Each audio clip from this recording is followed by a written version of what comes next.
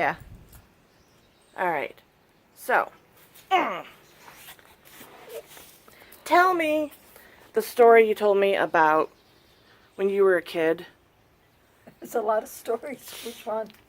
Um, uh, During the war, like, the people coming at your house and stuff, like, Oh, yeah, the warriors were very bad. It was 1938, and in the German neighborhood I lived in, uh, we were well aware that something was coming off. I was still a bit young yet, but we knew something was coming. And the Germans were getting together more often. And some would come to the house in suits. They were men in suits, I remember that, and argue with my father. When they would leave, I won't tell you the words he used, but he'd say, those, you know what, Nazis. I didn't know what a Nazi was at the time. Anyhow, they wanted money. It was the German-American Bund, they call it. It was like a union or a group or a club that they gathered together, and they were supporting Adolf Hitler and the Nazi movement, and they wanted money because my dad had the brewery and they figured he had a lot of money. He told him he also had a lot of children, and so there was no money. And they would go away and then they would come back. And one time they came back in force and scared all of us because they went all around the house and they just stood there just looking, seeing if they could look in the windows or whatever. My dad made us all go upstairs. And it was a bad time, the warriors, for us, as well as for all of the young men who marched off to the war. It wasn't, I know nowadays they say give telephones to the young men so they can call home. It was a year before we'd hear from anybody, and for all you know, they were dead, and some of them were. And you just, you hated to see the priest coming with a couple captains, because that meant you were going to be notified that a loved one was gone. And so it was a frequent thing, happened to a lot of people. It was just a very, very hard, sad times. We couldn't get food. There was very little candy, very little food, sugar, bread, any necessities, really, no meat at all. And we ate meat because my dad kept some chickens, and we would have chicken every Sunday. But once in a while, he would trade some beer for a ham or a roast beef or something like that. So we would have something like that. But it wasn't easy. I remember going with my older brother, Jack, and we drove down an alley. I couldn't drive at the time, and I just went along. My dad liked to have a lot of kids in the car because nobody suspected anything with kids in the car.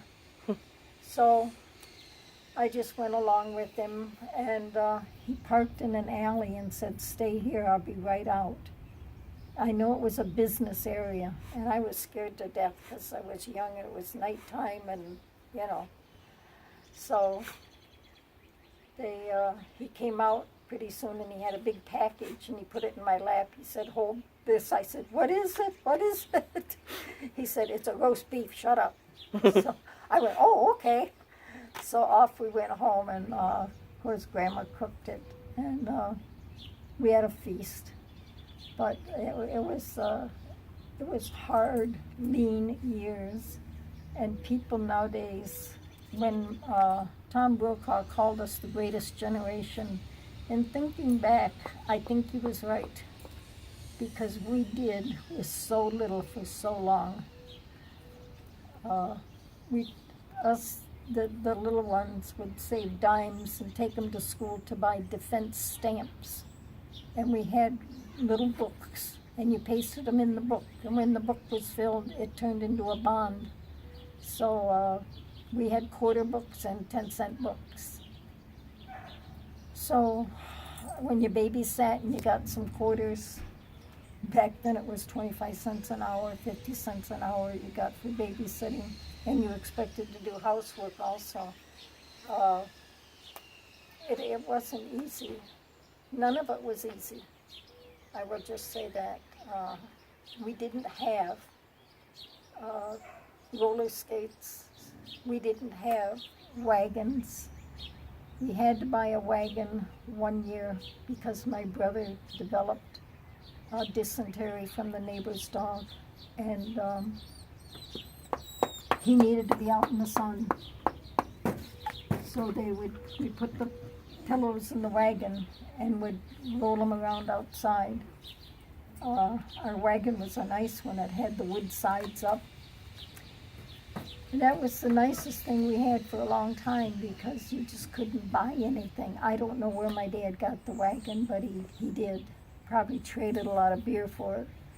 But anyhow, it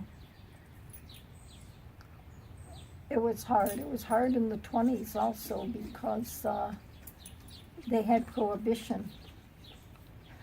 And I was, when you were talking about the brewery, I was kind of wondering how the prohibition probably wasn't prohibition good cut for... into it very big. And of course they closed it right down. So there was no more beer. But, well, I guess I can tell you now everybody's dead, but my dad used to run rum, whiskey, whatever, from Canada. They had a little speedboat. Somebody did. It wasn't my dad's. And they would go to Canada in some dark spot and then run back to the United States. And this is where children in the car helped. He would put the whiskey in this big old Packard and set the kids in there. The police would drive by and think there's a man with taking his kids out. And How many of their, how many were there? there was 16 of us. I was number 10. But they... That's Irish Catholic right there. But well, we were German. But, Irish well, that Catholic, too. The but German and still, Irish. Yeah, our family was actually split with the religion. Some of the kids went to the Lutheran school and some of us went to the Catholic school. And it just depended. I don't know how they divided us, but they just did.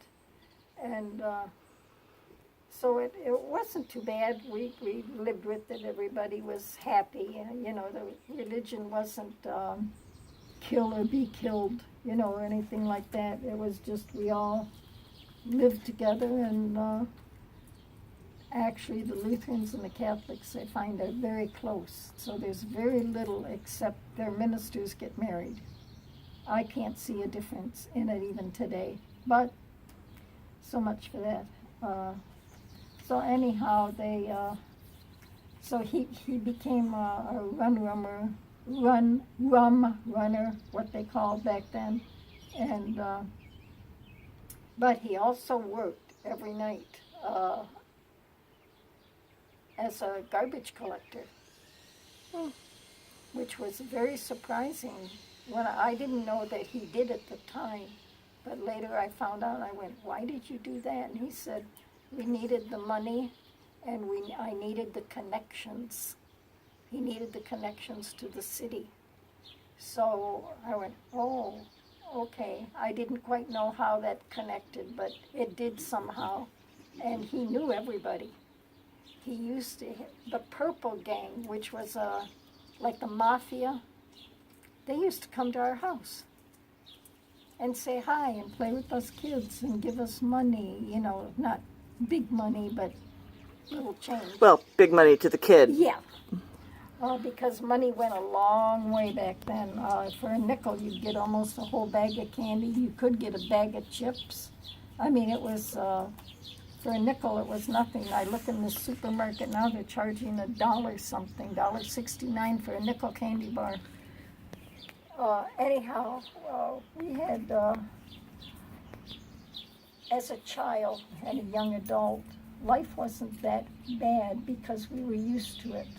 We were used to doing without. When it was said can't afford, that meant no, there was, you can't have that, we can't do that, whatever. So it wasn't, I wore all hand-me-down clothes. I had 2 older sisters. I had 3 actually, but the oldest one had passed away by then. And my Aunt Beulah would come and buy my 2 older sisters their clothes. And everything they had was passed down to me. Now my Uncle Walter, that was on my mother's side. On my father's side, my Uncle Walter used to come, and he would also buy for the 2 girls. But what he would buy is exactly alike, except one would be pink and one would be blue. So for years I went to school in the same pink dress and the same blue dress, and people would say, "Didn't you wear that yesterday only it was pink?" I say, "Yeah." And of course, Like you're going home and Yeah. dipping it in dye and just yeah. Now the style was just below the knee. These dresses hit me almost to my ankle, so I looked a little like an Amish child. But they were clean, Grandma kept us clean, and then of course I was doing laundry by then, and the ironing, and we just kept clean.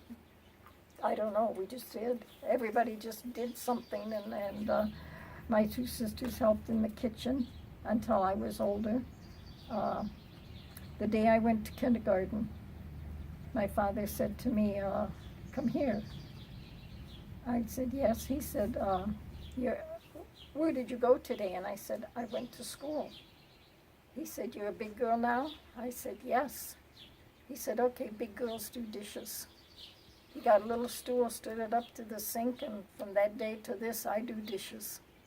I didn't have to dry at that time because I couldn't put things away. So my 2 older sisters would wipe down the stove and do the refrigerator, and I would wash dishes, and they would dry them and put them away. It was so funny when you think back about it. Nowadays you say to a child, "You're going to do dishes," and they'd say, "What?" But we never, ever back-talked. We knew better than to back-talk. I watched my older sister come in from school one day, and she had a red mark on her side of her face. And my dad said, "Where'd you get that?" And she started to cry, and she said, "Oh, the nun hit me." And with that, my dad bashed her right across the room. I mean, he could have killed her the way she fell against that radiator. Remember, the homes were older then, and we had radiators. And he told her to get up. And she had to do most of the work for about a week, because he said he wasn't going to have his child act up in school. Believe me, I never acted up in school. The teacher said jump, I just jumped. I didn't even say what. So anyhow, it was a good life, but it was, nowadays the kids would laugh at it. It's so different. Or to live it, they probably would not be able to handle it. They couldn't handle it because we worked all the time in the summer. We went to the farm and worked on the farm. You came back to the city because you had to go to school. Kids nowadays, they want TV or those stupid games they hold in their hand and flip through. I'm glad that phase isn't when I had children, even, because I wouldn't allow it. It's just it's not conducive to a good education. So anyhow, life was hard, but we didn't even know it. We just did it, and that's what you did back then. You did it, and if somebody said cut the grass, you went out and cut the grass. You didn't say, "I don't have to," or "It's not my turn," or whatever. And I don't care who said it. If it was an adult, you did it because you were trained adults, knew better than you did. My aunts and uncles would come over at card marking time, and we'd have to show everybody our report cards. And I went to school with my cousin who had the same name, but she was 2 years older. And one time I got her report card by mistake. Oh boy, there were some C's on it, and my dad had a fit. Why are these on there? Back then we were marked A, B, and C. D was really bad. So, and if you got an E, you flunked. You know, there was nothing. So anyhow, there were some C's on this report card, and I couldn't get over it. I you know, how did I get a C? So anyhow, my dad was ranting and raving about it. And somebody looked at the card and he said, "Is your name Wilbur?" He looked, he said, "No, I'm Georg." And he said, "Well, this child, his father's name is Wilbur." I looked at my cousin. She had taken my report card and gave it to her parents and made it look like she had good marks. That's sneaky. Actually, she was being 2 years older. Yeah, she started smoking when she was, I don't know, 15, 16 years old. And the last I had heard, she was smoking 4 packs a day. And she died at the age of 42, lung cancer. So she was married and had 2 or 3 children, which I felt sorry for, but you can't do those things, especially in my family. Smoking has killed all of us. Even as a young person, ladies did not smoke, so we did not smoke. But my 2 older sisters married men who did, and I believe that's what killed them, was secondhand smoke. And so I've never been near smoke or alcohol or whatever, and I think that's probably why I'm as old as I am. But I'm ready to go. Anyhow,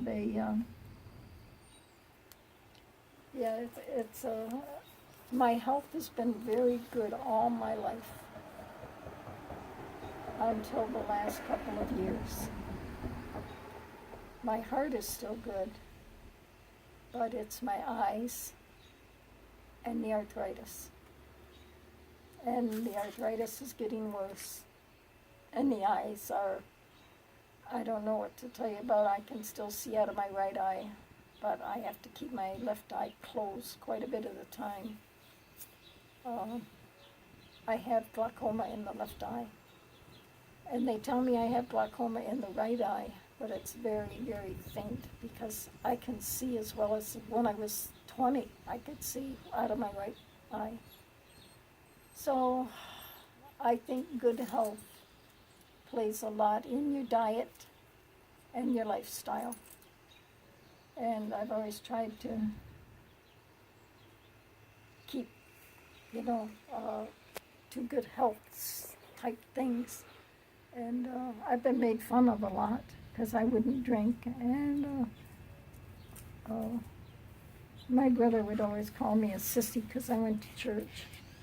And he'd say, oh, you and God and all of that type stuff. But when he died, I knew he didn't go to heaven, which in some respects really hurts because God gives us a choice. And if you don't take the choice, if you don't make the right choices,